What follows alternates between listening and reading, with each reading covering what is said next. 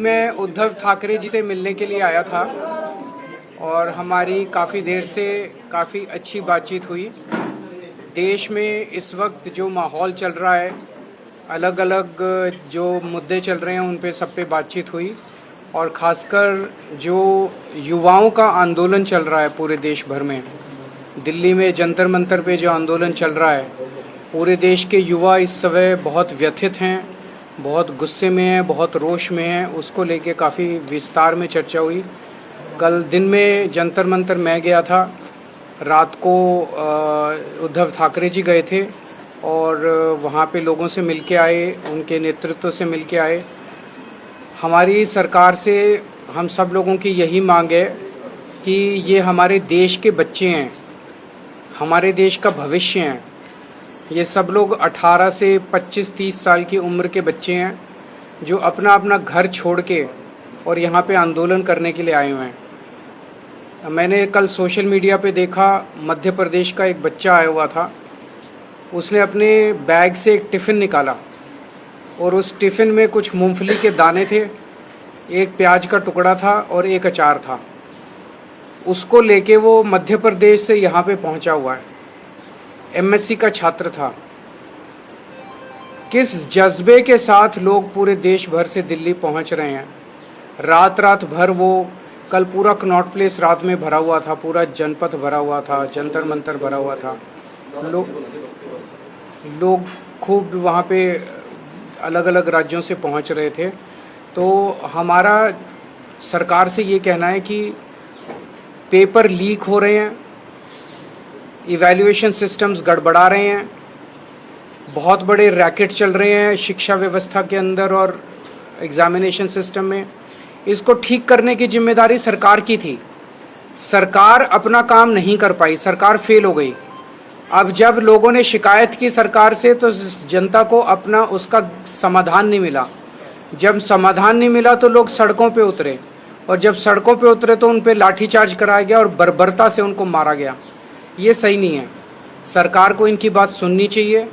ऐसा भी क्या है, शिक्षा मंत्री इस्तीफा क्यों नहीं दे सकते? कितने मंत्री बदलते हैं, कितनी बार मंत्री बदलते हैं। शिक्षा मंत्री को इस्तीफा देना चाहिए और एग्जामिनेशन सिस्टम को दुरुस्त करना चाहिए। हम इस आंदोलन को पूरी तरह से सपोर्ट करते हैं। शिवसेना और आम आदमी पार्टी दोनों में से कोई इस तरह का आंदोलन चलाने वाली है क्या? 16 मेट्रो स्टेशन बिल्कुल बंद है, लोग नहीं आ पा रहे हैं उनसे बाहर। सरकार ने ये फैसला क्यों किया? सरकार ने ये फैसला क्यों किया है तो सरकार बताएगी, क्योंकि मैं तो सरकार हूँ नहीं। लेकिन ये सरकार ने जो फैसला किया ये गलत किया। आप जितना इन बच्चों को रोकने की कोशिश करोगे, आपने पहले सोनम वांगचुक को उठा के अस्पताल में भर्ती करा दिया। आपको लगा कि अब सोनम वांगचुक गए तो अब आंदोलन खत्म हो जाएगा, आंदोलन और बड़ा बन गया। आपने संसद मार्च वाले दिन बहुत बुरी तरह से बर्बरता से डंडे बरसाए, लोगों के सर फोड़ दिए, लोगों की टांगे तोड़ दी। कल मैं मिल के आया, उन सब लोगों को देख के आया जिनको चोटें लगी हैं। उनका बहुत बुरा, मतलब बहुत दया आई उन सब लोगों को देख के। आपको लगा अब लोग डर जाएंगे, लोग और ज़्यादा संख्या में आ गए, लोग डर नहीं रहे। अगर आप सारे स्टेशन बंद कर दोगे, लोग पैदल चल के पहुँच जाएंगे। लोगों का पैदल चलना भी बंद कर दोगे, लोग कुछ ना कुछ तरीका निकाल के पहुँच जाएंगे।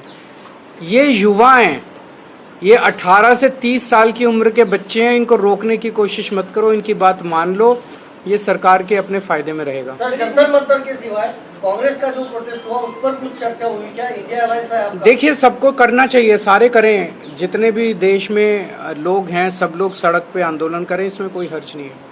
लेकिन आपने शिवसेना और आम आदमी पार्टी दोनों मिलकर कोई आंदोलन की बात कर रहे हैं कि आगे जाने की, दोनों साथ मिलकर? हम तो उनके साथ ही हैं। कल ये भी गए थे, हम भी गए थे, हमें अलग से करने की क्या जरूरत है?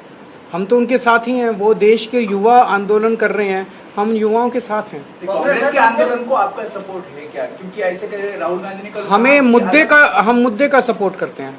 मुद्दा है कि परीक्षाओं का लीक बंद होना चाहिए, परीक्षा लीक होनी बंद होनी चाहिए।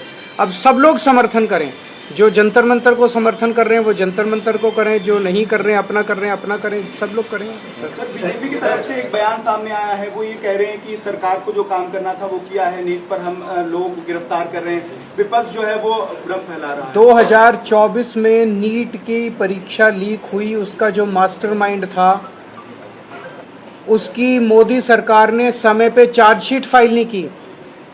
चार्जशीट 3 महीने में फाइल करनी होती है और उसको डिफॉल्ट बेल मिल गई, और ये कह रहे हैं कि हम अपना काम कर रहे हैं।